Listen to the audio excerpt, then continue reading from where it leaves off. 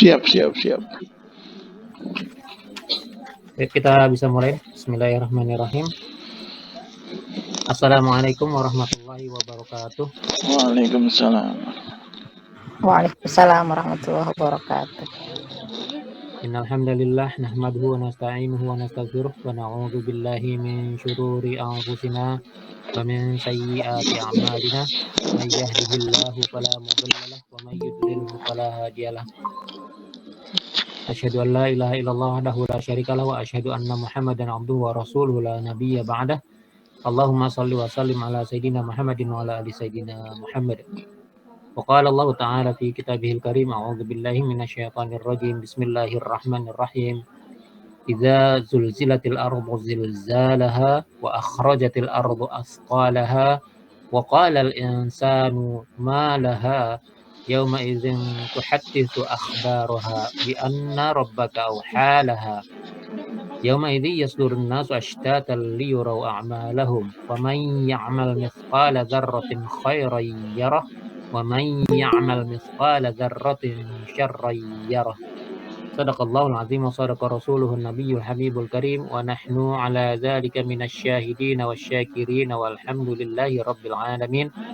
Alhamdulillah, segala puja dan puji bagi Allah Subhanahu wa taala yang telah memberikan nikmat karunia kepada kita sekalian sehingga pada siang hari ini alhamdulillah kita bisa berkumpul bersama di ruang virtual ini. Mudah-mudahan perkumpulan kita ini akan mendapatkan berkat rahmat ridha dari Allah Subhanahu wa taala dan akan diberikan oleh Allah Subhanahu wa taala tambahan untuk kita ilmu-ilmu yang bermanfaat bagi kehidupan di dunia dan di akhirat.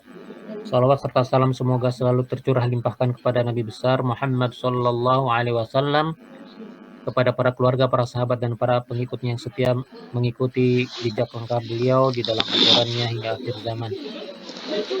Mari sama-sama kita mulai pertemuan pada siang hari ini dengan membaca basmalah. Bismillahirrahmanirrahim. Kita mau melangkah ke obrolan berikutnya. Pada kurikulumnya kita diminta untuk belajar dari surat Al-Zalzalah, tapi di dalam kurikulum udah ditentukan temanya. Jadi temanya adalah tentang hari akhir, pengawasan Allah dan pertanggungjawaban. Semuanya di dalam satu surat ini mesti diambil hikmah darinya. Jadi yang di dalam surat Al-Zalzalahnya sendiri secara terjemah ini memang surat yang bercerita tentang permasalahan yang terjadi di akhir dunia. Jadi ketika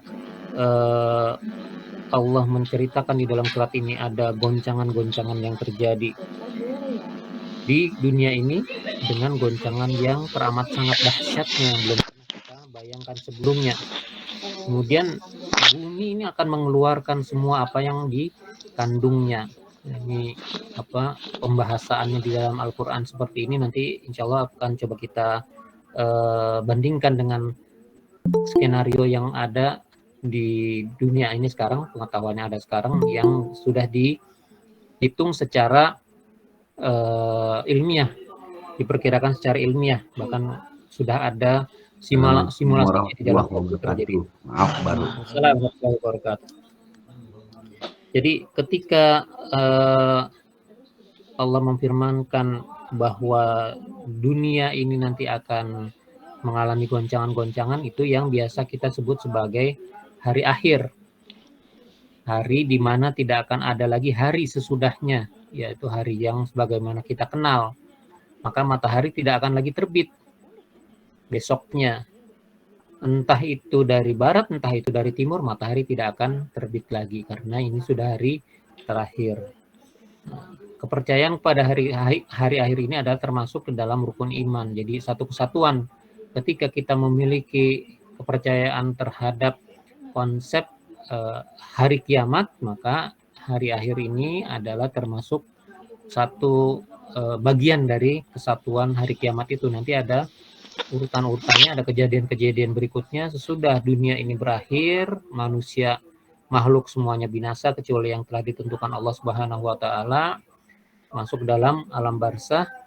Kemudian nanti mereka akan dibangkitkan kembali Nah, kejadian-kejadian apa yang terjadi di dalam masa itu, kemudian sesudah itu ada kejadian-kejadian sesudah manusia dibangkitkan, dikumpulkan di padang mahsyar, diperiksa segala macam perilakunya di dunia, amal ibadahnya segala macam, kemudian ditimbang, ada peristiwa lainnya seperti melintasi siratal mustaqim segala macam, itu jadi satu kesatuan tentang konsep keimanan kita terhadap hari kiamat. Nah, kalau kita bicara tentang hari akhir, nah, akhir dunia ini, kalau kita bilang hari akhir, hari kiamat ya mungkin ada perbedaannya, tetapi yang kita maksudkan adalah itu hari terakhir di mana dunia ini eksis. Itu kan kalau di konsep-konsep orang barat itu ada yang namanya doomsday, kan? Mereka bilangnya seperti itu, kehancuran di dunia ini, di alam semesta, malah bukan hanya di dunia, di bumi yang kita diami ini, alam semesta ini akan hancur.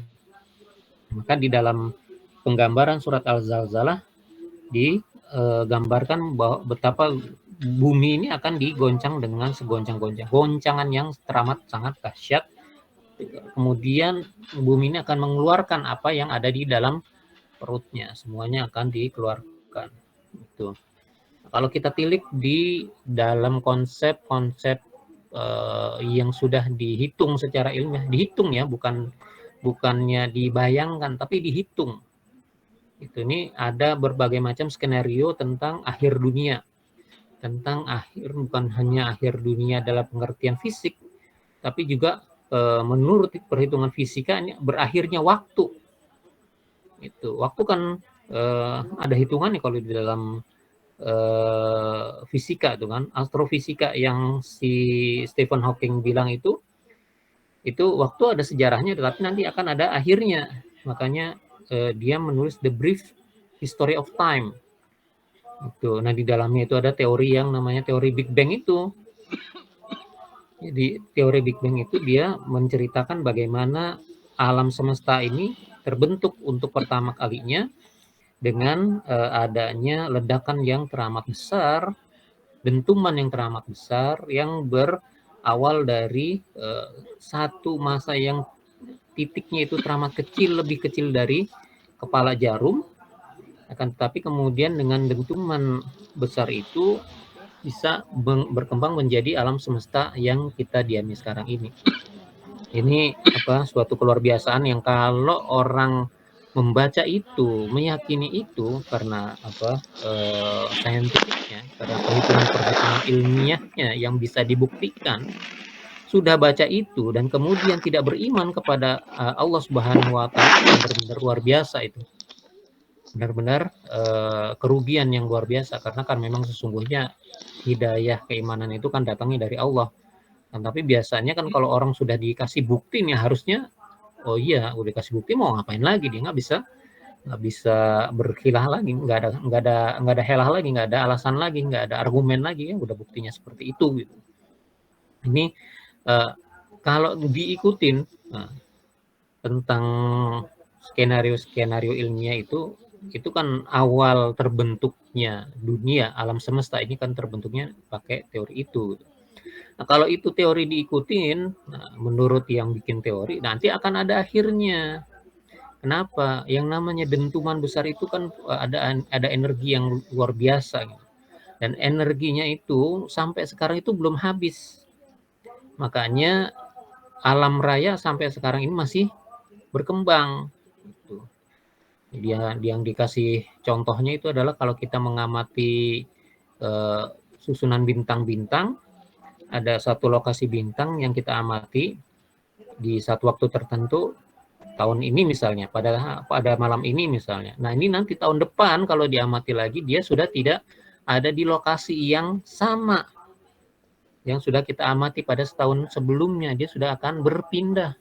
Dan ini terjadi pada seluruh benda-benda angkasa. Nah, dengan demikian para ilmuwan ini berkesimpulan bahwa sebenarnya alam semesta ini masih terus berkembang, masih terus melakukan aktivitas berdasarkan energi yang datang dari dentuman besar itu. Nah, pertanyaannya adalah kalau energi dentuman besar itu habis, sudah selesai, terpakai semua gitu kan, sudah kan mereka bilang energi itu tidak akan habis binasa, melainkan dia akan berpindah bentuk gitu. Nah, kalau sudah habis berpindah bentuk semua, ke energi gerak, ke dalam bentuk massa, bentuk gravitasi segala macam. Kalau udah habis semuanya energi, apa yang terjadi? Nah, itu mereka menggambarkannya kalau kita meniup balon besar balonnya. Nah, kita tutup tuh tempat kita niup itu. Nah, kan tetap seperti itu kan. Nah, kalau kita lepas, itu kan akan dengan cepat menciut itu balonnya, gitu kan. Itu nanti penggambarannya adalah kira-kira seperti itu. Kalau energinya Big Bang itu sudah habis, selesai, maka alam semesta ini akan kembali menciut. Kalau sudah menciut seperti itu, hancur ya semua tatanan yang tadinya sudah teratur gitu kan. Matahari mengelilingi bumi bersama planet-planet lainnya, bulan mengelilingi bumi, dan bersama bumi mengelilingi matahari, dan segala itu kan teratur kan. Itu semuanya udah ada peraturan, sebagaimana waktu kita belajar di dalam surat Yasin, semuanya itu ada peraturannya.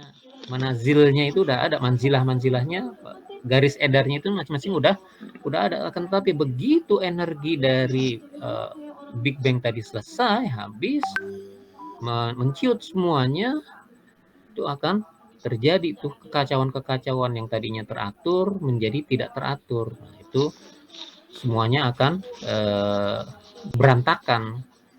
Itu teorinya seperti itu, diperhitungkan akan terjadi. Cuman yang belum diketahui adalah masa atau kapannya itu akan terjadi. Sejalan dengan itu nanti nih, kan selama ini yang namanya di bumi ini kan kita bisa berdiri tegak gitu kan. Kalau kita lompat-lompat tetap aja akan turun lagi tinggi. Nah, itu karena apa? Ada gravitasi. Kita bisa aman, tidak terkena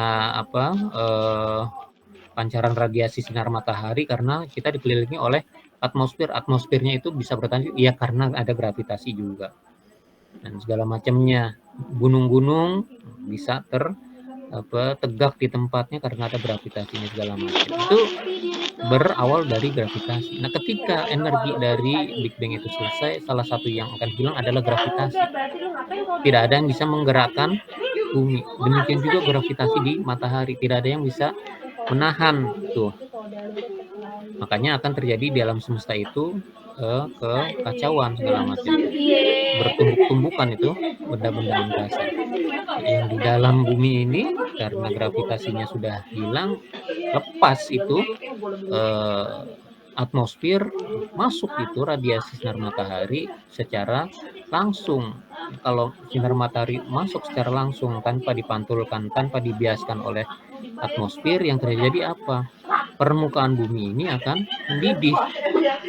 Gitu. Nah, sementara di dalam bumi sendiri kan memang udah ada lava segala macam, itu kan bentuknya panas yang mencairkan batu-batuan di dalam. Nah, itu akan keluar semua. Es di kutub bagaimana? Mencair. Gitu. Nah, ini akan menjadi benar-benar kekacauan yang nyata, yang sangat besar. Sementara karena nggak ada perlindungan dari atmosfer, yang namanya meteor, asteroid, masuk ke bumi, hancur udah. Hancur sehancur-hancurnya. Ini skenario yang di dalam secara saintifik, secara ilmiah ini sudah diperhitungkan bakal terjadi. Yang belum diketahui adalah kapannya. Karena mereka merasa masih banyak elemen, masih banyak variabel yang belum diperhitungkan, jadi nggak bisa tuh. Mau seberapa lamanya itu belum bisa, kapannya jadi belum ketahuan. Tapi apakah itu akan terjadi? Yakin itu akan terjadi, secara ilmiah diyakini bahwa itu akan terjadi pada suatu saat nanti. Nah, pertanyaannya adalah ketika secara ilmiah ini sudah diperhitungkan akan terjadi, secara wahyu pun sudah dikabarkan bahwa itu akan terjadi. Ini informasinya sudah sampai kepada kita. pada banyak orang lah sebenarnya ini udah sampai informasi ini. Pertanyaannya adalah kenapa yang mempercayainya, yang meyakininya itu tidak semua orang. Hanya orang-orang tertentu yang mempercayai akan kejadian hari kiamat, akan kejadian bumi ini serta seluruh alam semesta sebetulnya akan hancur binasa. Kenapa tidak semua orang percaya? Padahal ini sudah diperhitungkan. Bisa dibuat simulasinya di dalam komputer bisa.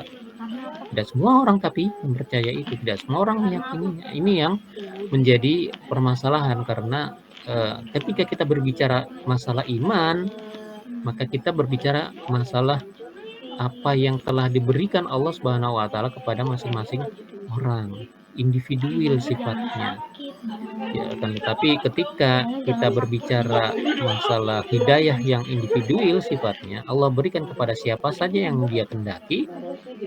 Ini tidak menghilangkan kewajiban kita menyampaikan berita-berita ini kepada semua orang. Kewajibannya tetap ada.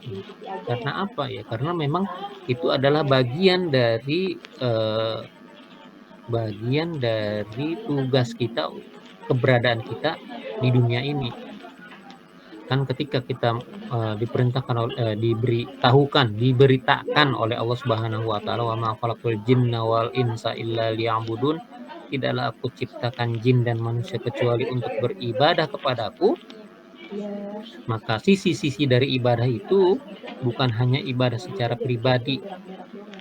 Pokoknya yang penting saya menyembah Allah, saya sholat, saya puasa, saya zakat, semua kewajiban saya kerjakan, yang lain mah terserah. Tidak bisa seperti itu. Gitu. Karena apa? Karena ketika Allah memberikan misi untuk beribadah kepada Allah, yang termasuk di dalam ibadah itu adalah juga mengajak orang lain. Walaupun belum bisa mengajak, ya menginformasikan berita tentang ajakan itu kepada orang lain, kan?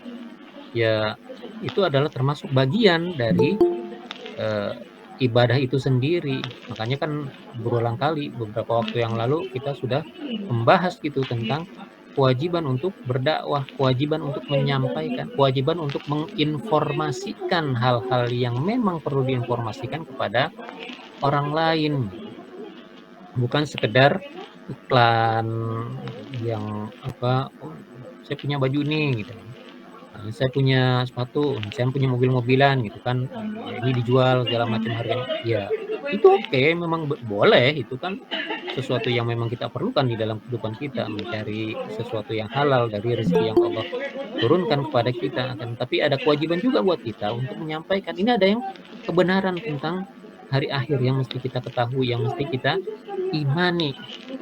Nah, itu kalau tidak disampaikan kepada orang lain padahal kita sudah memiliki ilmu, itu berbahaya. Kenapa? Khawatirnya nanti akan ada orang yang menuntut kita gitu. Kenapa nggak kasih tahu ke saya gitu kan? Ya kan sebenarnya kamu mesti udah tahu dan iya, tapi kan kamu punya itu informasinya. Informasinya kamu tahu saya butuh gitu. Kamu tidak kasih tahu itu. Alasannya apa gitu? Karena nggak enak. Iya, jangan karena nggak enak. Masa cuma ngasihin ginian doang kan. Apa beginian juga sebenarnya bisa dicari, dapatkan di internet dengan mudah gitu kan. Kalau dia niat sih dia bisa, iya betul, kalau dia niat dia bisa mencari ya kan. Tapi itu kan kewajiban belajar buat dia, kewajiban belajar buat masing-masing orang ya, termasuk kita. Jadi selain kewajiban belajar kan ada kewajiban kita sebagai pribadi untuk menyampaikan kepada orang lain. Jadi ini yang mesti pahami, bahwa ketika kita sudah mengimani hari akhir, bahwa hari akhir itu akan kejadian, ya kita perlu juga menyampaikan hal ini kepada orang-orang lainnya gitu. Bahkan kalau kita menyampaikannya di saat yang tepat kepada orang yang tepat, itu luar biasa, ganjarannya luar biasa. Bukan seperti yang disebutkan menyampaikan kebenaran di hadapan penguasa zalim itu jihad. Kita mengajarkan sesuatu ilmu yang ini ilmu akidah ya, sesuatu yang sangat mendasar. sesuatu yang menjadi pondasi dari bangunan keislaman semua orang gitu. Jadi kalau memang pondasinya bisa kita berikan penguatan, kita bisa berikan informasi yang menambah kekuatan dari pondasi masing-masing orang, itu akan sangat bermanfaat. Kalau dia melaksanakannya dengan keimanan yang baru yang sudah kita tambahkan berdasarkan informasi yang kita berikan, insya Allah akan ada balasannya. Nah itu yang di ujung surat itu yang disebutkan. Nanti insya Allah akan kita sampai ke sana. Tapi ini ada proses yang mestinya kita jalani ketika kita sudah mengimani tentang hari akhir. Ketika kita sudah mengetahui ada berbagai macam alasan untuk mempercayai hari akhir itu. Kita tinggal membagikan kepada orang-orang lain, dan ini adalah bagian dari keimanan kita juga. Kenapa? Keimanan itu adalah sesuatu yang diyakini di dalam hati, kemudian kita sebutkan dengan lisan kita, dan kita buktikan. Nah, permasalahannya adalah ketika kita tidak bisa membuktikannya, nah itu khawatirnya nanti kita dibilang hoax. Itu kan kalau di dalam dunia internet kan no picture sama dengan hoax gitu kan, harus ada buktinya gitu. Nah, ya keimanan juga ya seperti itu, harus ada buktinya gitu. Jangan cuman meyakini saja dalam hati, jangan cuman meyakini kemudian ngomong gitu. Tadi bilang omdo lagi, ngomong doang. Mesti ada pembuktiannya, yaitu dengan melaksanakan ibadah-ibadah. Salah satu di antara ibadah itu menyebarkan ajaran agama Allah, menyebarkan kebenaran-kebenaran yang sudah secara jelas disampaikan di hadapan kita. Itu. Kenapa? Karena kalau orang yang tidak mempercayai akan adanya hari akhir itu kasihan. Mereka pikir bahwa mereka hidup dengan wawasan yang luas, padahal mereka terjebak di dalam kekinian dan kedisinian. Nggak ada itu yang lebih yang lebih dari itu pemikiran mereka. Mereka cuma mikirin bagaimana saya bisa makan, saya bisa kaya, saya bisa hidup enak pada hari ini. Gimana dengan hidup? Nggak ada kehidupan sudah mati buat mereka. Pokoknya kalau sudah mati saya tidur enak gitu kan. Yang penting sekarang saya juga harus hidup enak dulu. Bagaimana caranya? Ya terserah saya. Nah itu permasalahannya. Mereka menganggap orang-orang yang percaya pada hari kemudian, percaya pada hari akhir, itu adalah orang-orang yang absurd. Bahkan dibilang hoax itu, nggak ada itu hari kemudian, nggak ada itu hidup itu sudah mati. Buktinya orang-orang yang udah mati nggak ada yang mau balik lagi. Ya bukan nggak mau balik lagi. Kalau kita belajar di dalam Al-Quran, orang-orang yang sudah meninggal itu kepengen balik lagi supaya mereka bisa beramal. Ada yang pengen bisa sedekah, bahkan orang-orang yang mati syahid pun pengen kembali ke dunia. Mereka kepengen berjihad lagi, mereka kepengen mati syahid lagi. Pengen mereka, cuman nggak bisa. Permasalahannya ketika informasi itu sudah sampai kepada kita, kita percaya apa enggak? Nah kan kalau awalnya dari semulanya tidak percaya kepada hari akhir, tidak percaya pada hari kemudian, tidak percaya pada hari kiamat, tidak percaya pada pembalasan, ya dianggapnya tetap aja absurd. Itu. Kenapa? Mereka terbuai sama jebakan materialisme. Nah, mereka lupa terhadap hakikat tiap sesuatu. Mereka ada di dunia pasti ada asalnya. Kalau pada ada asalnya, pasti akan dikembalikan ke sana. Lah kalau dikembalikan ke sana, apa yang akan terjadi? Apa yang akan terjadi? Ya nggak terjadi apa? Ya terjadi dong. Kan kamu hidup di dunia ini kan asalnya dari sana. Lah sana mengadakan kamu di dunia, kamu bisa eksis di dunia kan dengan aturan-aturan yang sudah ditetapkan. Aturan apa? Nah itu yang ada di dalam Al-Quran. Yang disampaikan oleh Nabi. Semua umat juga seperti itu, ada kitabnya, ada nabinya, ada ajarannya, aturan-aturan Allah udah disampaikan kepada masing-masing umat. Kenapa kamu tidak mau menerapkannya? Nah, permasalahannya kan di situ. Ketika mereka tidak mempercayai hari kemudian, tidak mempercayai hari akhir, tidak mempercayai hari pembalasan, yaitu mereka terjebak di dalam kesinian dan kedisinian. hanya sejauh itulah pandangan mereka. Jadi sebenarnya mereka yang kerdil, mereka yang tidak tahu apa-apa, mereka yang pandangannya terbatas. Gitu. Kalau dibilang absurd, ya mereka yang absurd lah. Mereka sudah ditugaskan hidup di dunia untuk beribadah, kenapa mereka tidak mau beribadah? Absurd itu. Karena apa? Yang memerintah bukan kita, yang memerintah itu Allah yang Maha Kuasa, yang menjadikan mereka, yang menjadikan kita. Itulah. Begitu mereka bilang, bohong, orang gila, dasar tukang sihir. Nah, orang-orang yang menyampaikan kebenaran pasti akan dilabelin seperti itu. Bagian Nabi juga dulu dikatakan sebagai pembohong, tukang sihir, orang gila, bahkan mau dibunuh. Itulah perilaku orang-orang yang mata hatinya sudah tertutup. Bahkan mereka menutup diri sendiri dari kebenaran-kebenaran yang disampaikan kepada mereka. Makanya dibilang kafir. Itu. Nah, kita yang sudah melihat tentang hakikat semuanya itu, ya harus menyampaikan kepada mereka. Tapi kan tetap nanti akan dibilang tukang bohong, Pak. Tetap akan dibilang absurd, Pak. Ya nggak masalah. Kewajiban kita cuma menyampaikan. Kewajiban kita cuma menginformasikan kepada mereka. Soal mereka mau terima atau enggak, itu informasinya ya itu urusan mereka.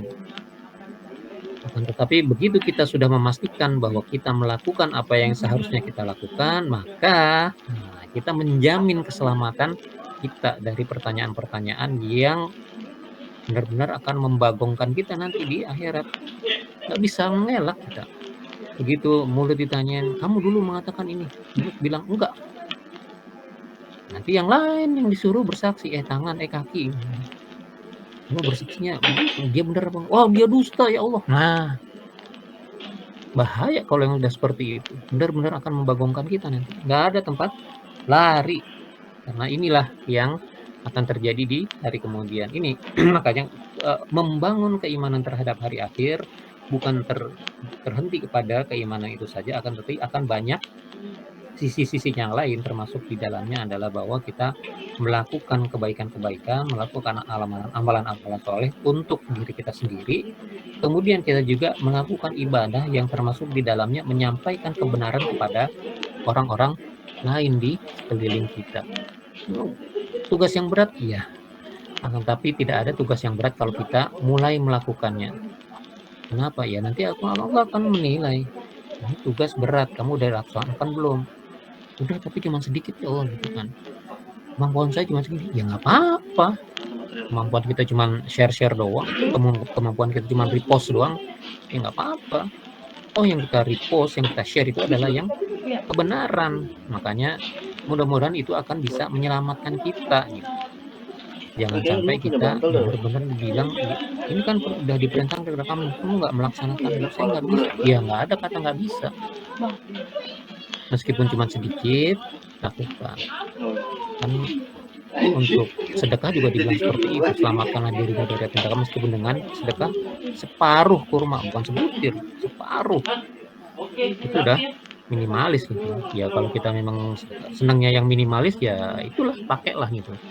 Tapi kalau kita mau yang lebih mengembang sedikit gitu kan, dari ukuran 60 misalnya mau yang ukuran 70, 100 gitu ya, ambillah jalannya.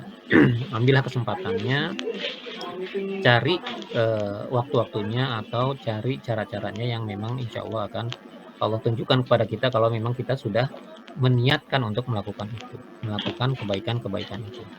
Ala kulli hal, mudah-mudahan yang sedikit ini bisa bermanfaat buat kita. Apabila ada yang benar maka itu datangnya dari Allah Subhanahu wa taala, apabila ada yang salah maka itu datangnya dari kesalahan saya pribadi. Saya mohon ampun kepada Allah, saya mohon maaf kepada teman-teman semuanya. Mari kita akhiri pertemuan ini dengan membaca hamdalah. Alhamdulillahirabbil alamin. Tutup pertemuan kita membaca doa kafaratul majelis. Mudah-mudahan pertemuan kita menjadi pertemuan yang diberkahi, diridhai dan dirahmati oleh Allah Subhanahu wa taala, dan perpisahan kita akan menjadi perpisahan yang diampuni oleh Allah Subhanahu wa taala. Subhanakallahumma wa bihamdika asyhadu an la ilaha illa anta astaghfiruka wa atubu ilaik. Terima kasih atas kehadirannya. Saya mohon maaf. Wassalamualaikum warahmatullahi wabarakatuh. Waalaikumsalam warahmatullahi wabarakatuh. Warahmatullahi wabarakatuh.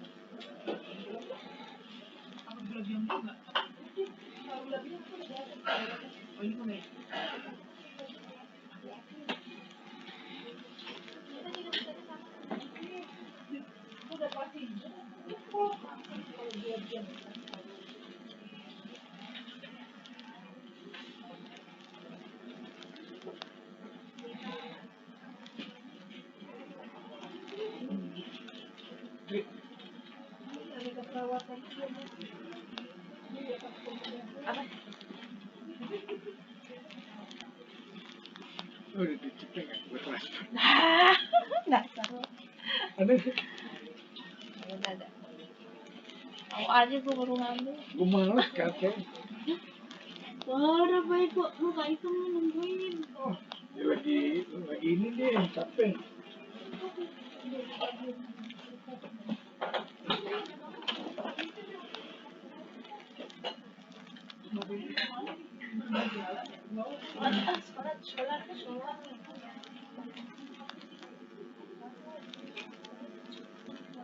Trinurita? Mana berapa tri lo? Yo ya lah, Tri. Kan gue tanya doang. Kan cari ke yang lain. Wah.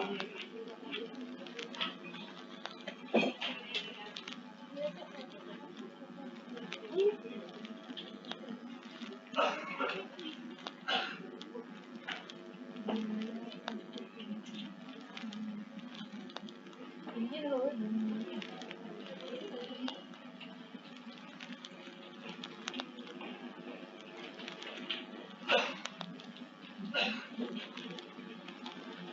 Sip ya? Iya. Gue yang thank you.